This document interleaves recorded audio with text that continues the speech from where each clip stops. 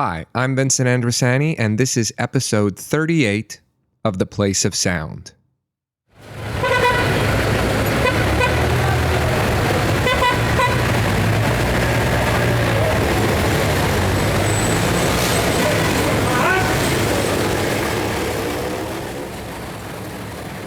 Welcome to one of the final episodes of the year. A quick thanks to all those who've been following along or even dipped in and out of some of the many episodes that we produced through 2022. There have been some really great student projects that have aired, and we hope you've enjoyed listening to them. This episode will contain a couple of new pieces, both of which are airing on the show for the first time.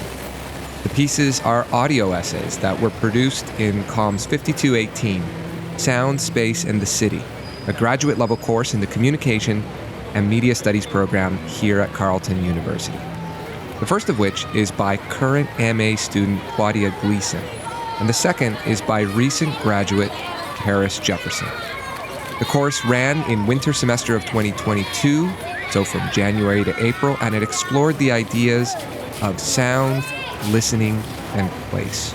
Both of these projects you'll listen to deal precisely with these themes.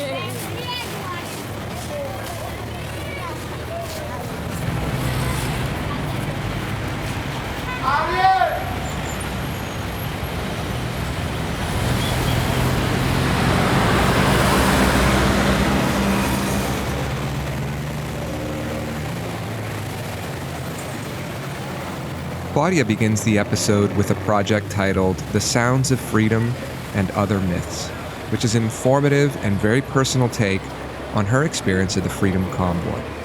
She describes how this moment affected her day-to-day and what it meant not only to her as a young woman, but also to some of the more vulnerable communities in this city.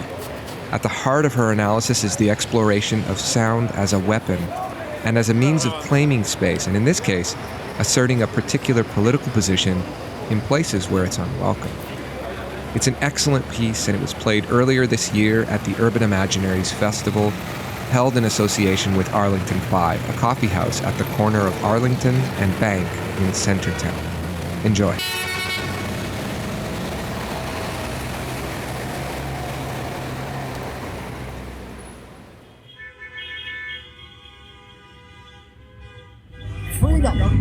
This is for some of those folks Downtown behind the Ottawa, organization the centre have been still associated paralysed. with Western separatists. Other organizers of part of the convoy have been openly talking about, hate speech. In every situation, every story, there is a before and an after. Before getting braces, after getting braces. Before taking a class, after taking a class. Before the truck convoy, after the truck convoy. This is my before. I live in downtown Ottawa, surrounded by things to do, places to see, people to interact with. I thrived off of the noise and the chaos of it all, spending my weekends taking walks around Centertown, visiting new coffee shops, checking out vintage clothing stores, and going to local bars with friends. I've mentioned previously that I often refer back to the notion of sound walking around the city as a means of grounding myself when my anxiety levels rise. This was recommended to me by my therapist, who encouraged me to take walks without earphones and to pay close attention to the sounds of my environment as a way to tune back into the present. So what happens when that ability is taken away?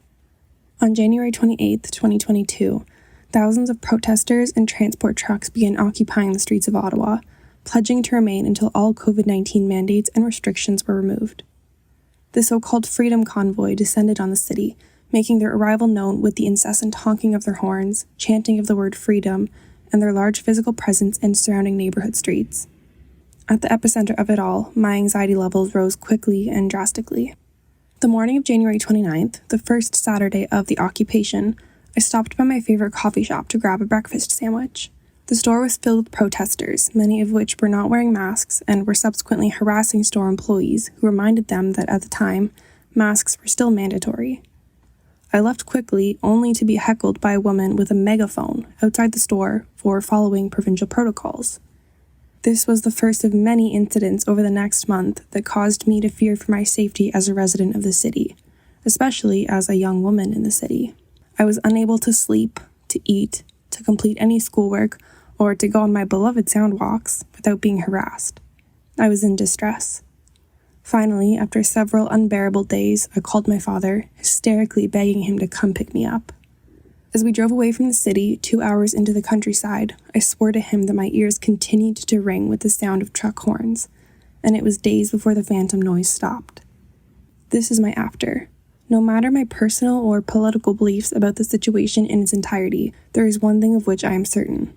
As a result of the convoy, I have been traumatized by the sounds of the city.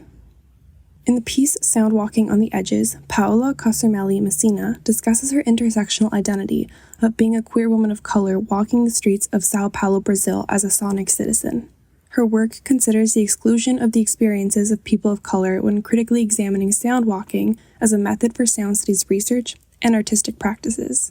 When reflecting upon her childhood and young adulthood in Sao Paulo, she remembers her sensory experience of the city as one mediated by fear, segregation, and vigilance. Though I, as a white woman, hold a considerable amount of privilege that women of color do not, I relate to Paola's experience in some ways. I too reflect on the seemingly infinite weeks of the convoy as a sensed experience, one driven by fear, vigilance, and anxiety. Walking the city as a young woman comes with its fair share of challenges as is. There are streets I deliberately avoid, parts of my neighborhood I will never explore alone, a light pink sound alarm attached to my keychain at all times. Though I have often relied on sound walks to help decrease my stress levels, the sound of street harassment is one that I'm always acutely aware of and prepared for at any given moment. The addition of often aggressive protesters, loud noise, and right-wing and white supremacist ideology that doesn't necessarily bode well with the inclusive and diverse streets of Centertown adds another layer to my existence in the city throughout the duration of the occupation. This was the case for many other women at that time. In a statement posted to Twitter by Cornerstone's Emergency Women's Shelter, located in downtown Ottawa, the organization noted that the ongoing protest was re-traumatizing women in the city, particularly those who are scared to go outside, and has caused significant anxiety and distress for staff and shelter residents. This resulted in the hospitalization of several women due to increased trauma from noise and fear. It is impossible to dismiss that while the convoy impacted a significant number of residents, it has disproportionately affected marginalized groups the most, women included. The question of what does it mean to listen means something different to me now. The presence of truck horns and protesters, and the anxiety they induced, introduced to me for the very first time that sound can be used as violence, and forced listening can take on and evoke new, negative emotions than they once did. In her article, Sound Mapping as Critical Cartography, Engaging Publics in Listening to the Environment, Milena Drumova introduces sound maps. Using frameworks developed in human geography, she analyzes sound mapping as an artifact of public communication. Sound maps, she writes, are geographic collections of individual sonic impressions of place normally involving geotagged audio recordings. The impacts of the noise on downtown residents during the convoy were so dire that an interactive sound map was created to better assist in the understanding of the impact of the protest's noise. The tool allowed users to see and hear just how impactful the honking was, and for the first time allowed those living outside of the downtown core to indulge in the horrific sensory experience that was continuously plaguing residents. Though Lapin et al. Note that there is no absolute definition of what constitutes noise, and thus this definition differs from person to person, the sheer volume and amount of honking significantly surpassed any type of noise policy regulations in Ottawa. These policies, of course, were not enforced, even after honking in the downtown core was banned. The entire situation led to questions of urban planning, political responsibility, and why there was such inaction by Ottawa City Police until almost a month had passed. Namely, the main question on everyone's mind was, how could they have let this happen? Though many consider the city to be a singular totality, as Anthony King explores in his chapter Playing and Replaying Diasporas and Histories, our lived experience of the city is actually quite fragmented. Socially and spatially, we tend to only occupy a small portion of the city, an apartment, a house, or a neighborhood. While I have always considered this to be a strength of living in Ottawa, meaning that there remains to be many other parts for me to explore and potentially one day call home, it meant that in the midst of his occupation, my fragment of the city was only that, a fragment. Not everyone was impacted, which meant that being a small neighborhood in a city full of others, my neighbors and I were utterly abandoned by those designated to protect us. Several weeks have passed since the occupation came to its much-anticipated end, but that doesn't mean that my uneasiness about the city nor the sounds that come from it has. It is a continuous effort on my part to re-educate my senses. I still jump every time I hear a loud honk. I am weary of large groups of people and the word freedom. I see the city differently now, and I hear it differently now too. The sound of the convoy has become a means of evoking memory, one that I am instantaneously brought back to each time I hear loud noises, particularly trucks and horns. And though peace has been restored to the streets I once walked leisurely, without worry, seeking out sounds to bring me comfort, my perception of the city is forever changed. I walk cautiously now, bracing myself for noise and harassment, forever changed by the sounds of the Freedom Convoy.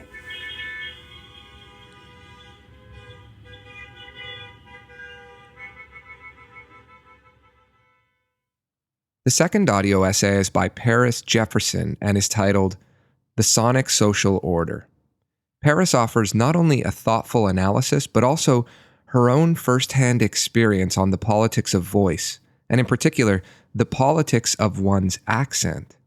As an actor who hailed from Australia but spent much time in England, Paris learned quickly the types of sounds that were socially accepted and the ways that she needed to sonically present herself in order to find work. The piece thoughtfully incorporates theoretical analysis, historical storytelling, and personal experience to make an important and often overlooked point, which is that society is stratified and identity is expressed not only on the basis of how people look, but also in terms of how they sound.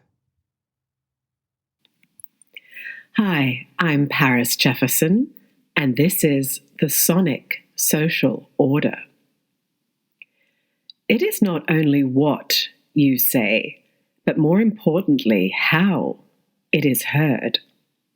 In England, accents are a code that create and maintain social boundaries, like invisible barbed wire. Voice is a marker which immediately tells the listener your place in the sonic social order. And consequently, voice determines one's success or failure as an actor in England, and it would determine mine. To explore this theme, I will rely on a concept by Ursula Franklin and weave in and out of voice and the actor. But before that, I will take a brief journey with a famous author whose experience, in part, mirrored mine in London. In 1924, at age 24, P.L. Travers, the author of Mary Poppins, set sail from her homeland in Australia to seek her fame and fortune as a writer in England. Once she arrived in London, however, she quickly changed her native accent to one of an upper-class English accent. She hid her down-under origins from even her closest friends until she was well into her 90s. What drove her to do this? Australia was originally designed by the political establishment in England to be the world's largest jail. As Robert Hughes notes in his seminal book, The Fatal Shore, quote, "Thousands of the undeserving poor from the lowest class sailed in shackles and chains from England and Ireland, alleviating the fear from the English ruling class that it was endangered from below." End quote. Travis's Australian accent would have been heard not only as colonial working class, but that of convict class by the literati and publishing circles she wanted to be accepted by. Flash forward many decades later, I too, at age 24, left Australia to seek my fame and fortune in London, but as an actor. Once I arrived, I was politely mocked in certain circles about my accent. I can only imagine how people reacted to Travis's accent in 1924. My London agent quickly informed me that if I ever wanted to work in the UK, then I had to change my accent from Australian to received pronunciation, known as RP, the accent that you might hear on a BBC political thriller or a medieval film, the one Travis adopted as her own. Our P and other accents are mirrored in the roles actors are cast, reflecting the vocal soundscape of England. As Stephen Feld notes, soundscapes are maps through which a space can be decoded. Just as the Besavi songs in Papua New Guinea are vocalized mappings of the rainforest, English accents are vocalized mappings of the urban jungle. Ursula Franklin's concept of holistic and prescriptive technologies are helpful in understanding these mappings. Holistic technologies are associated with the notion of craft, where the artisan produces work that is one of a kind within their particular and site-specific location. They are regional. Conversely, prescriptive technologies were born of the Industrial Revolution with the systematic goal of producing a chain of identical products.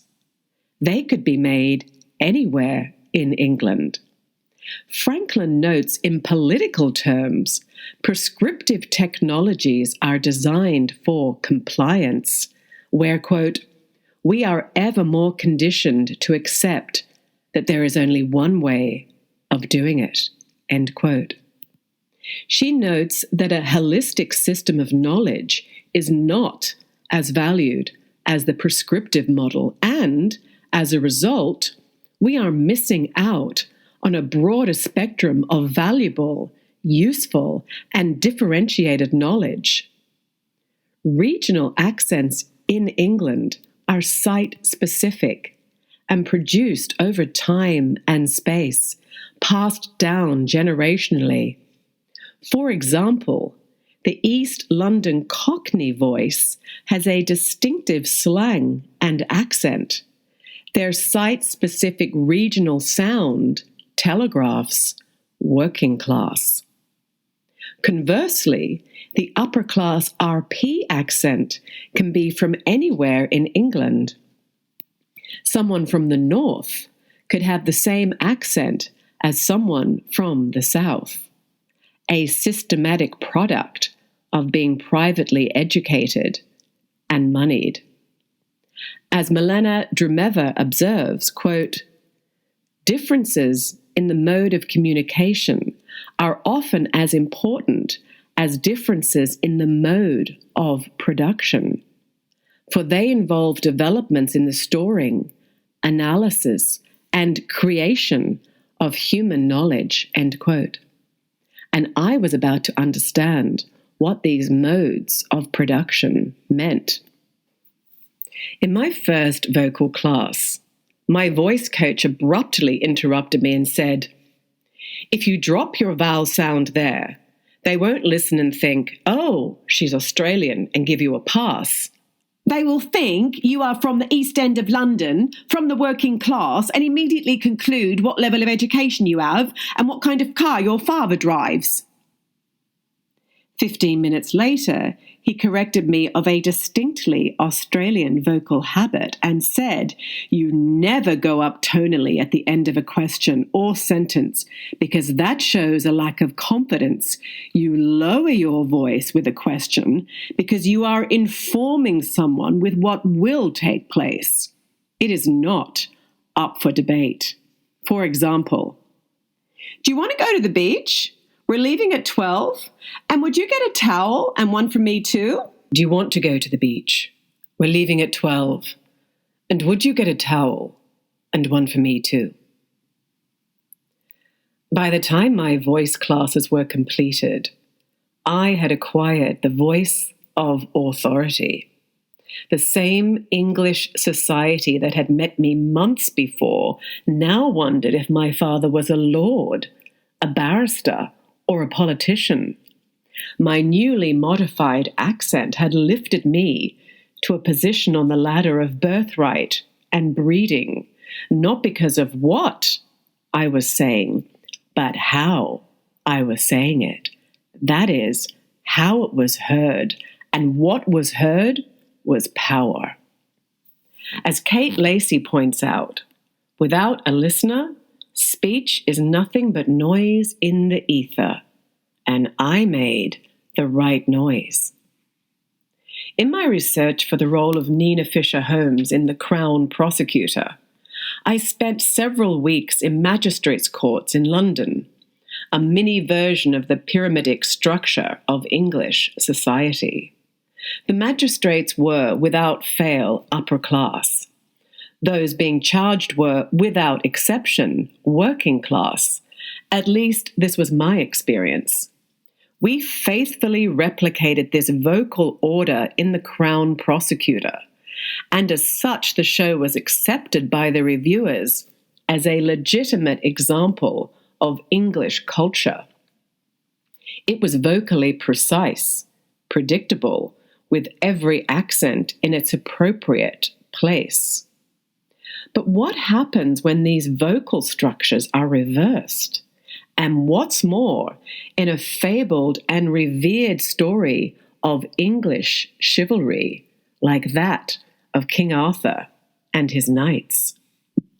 In his article, which tracks the professional reviewer's reception to the 2017 big-budget film King Arthur, Legend of the Sword, A. Arwen Taylor observes that their criticisms of the film as an adaptation are often implicitly concerned with class.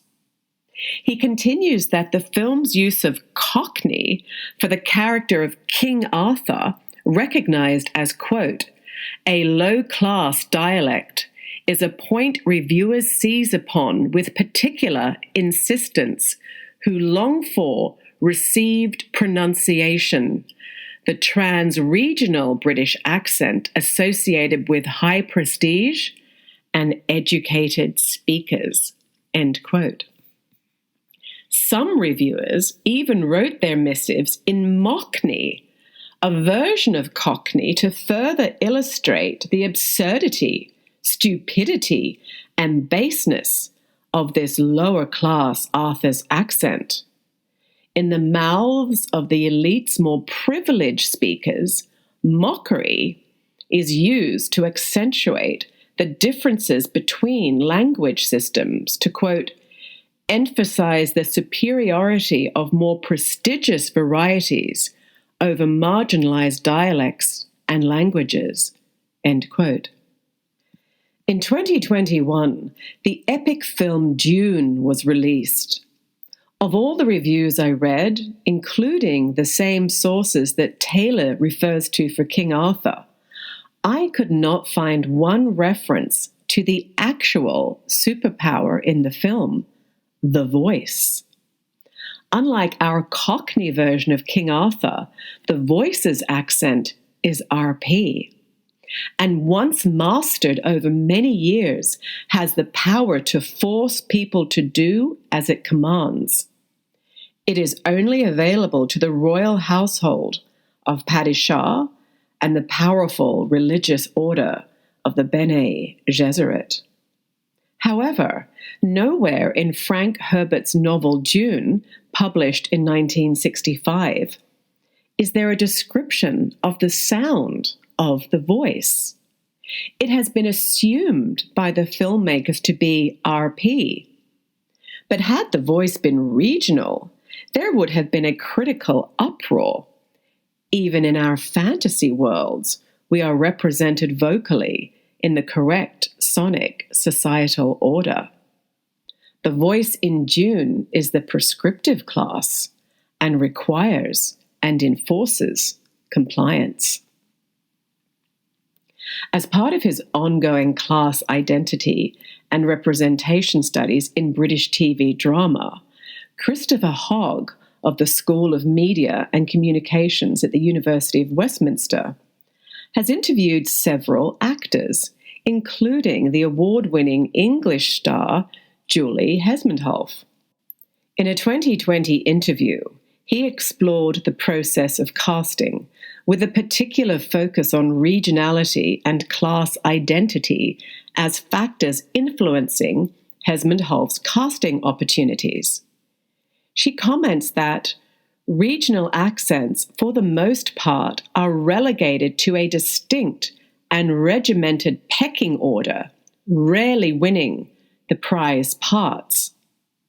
For those who do not assume RP, it can come at a heavy cost, for they may be cast as sex workers, teenage mums, or young grandmothers on council estates. Hesmondhalgh from Lancashire wanted to keep her holistic voice. She said, quote, "My accent seems to lend itself to parts associated with professional working class identities, such as nurses and teachers.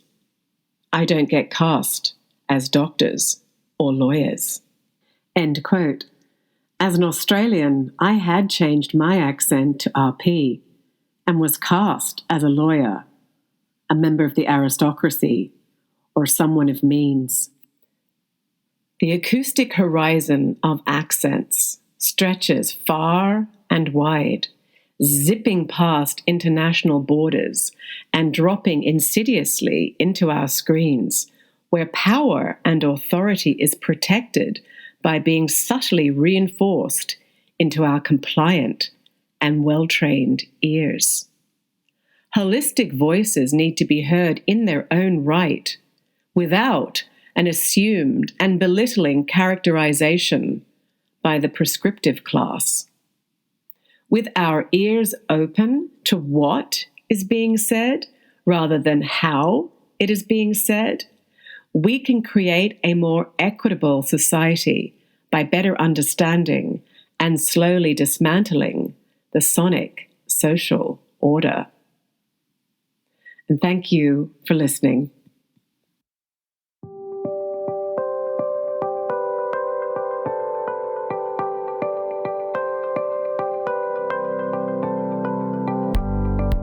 Thanks very much for tuning into this episode of The Place of Sound. But before I sign off, a couple of quick notes.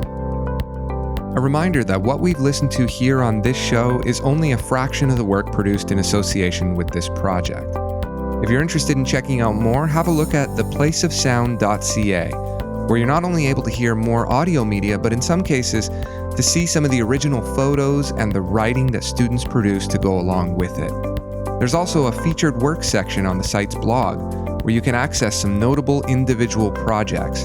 And in the classes section, you can have a look at some of the work produced in each of the previous semesters. And lastly, under the Listen link, you're able to access the show's archive and listen back to any episode of the show you'd like to hear. But in the meantime, keep your ear out for upcoming episodes of the show, which air on CKCU Radio every other Monday at 6:30 p.m. and are available wherever you get your podcasts. Until next time, thanks for listening to The Place of Sound.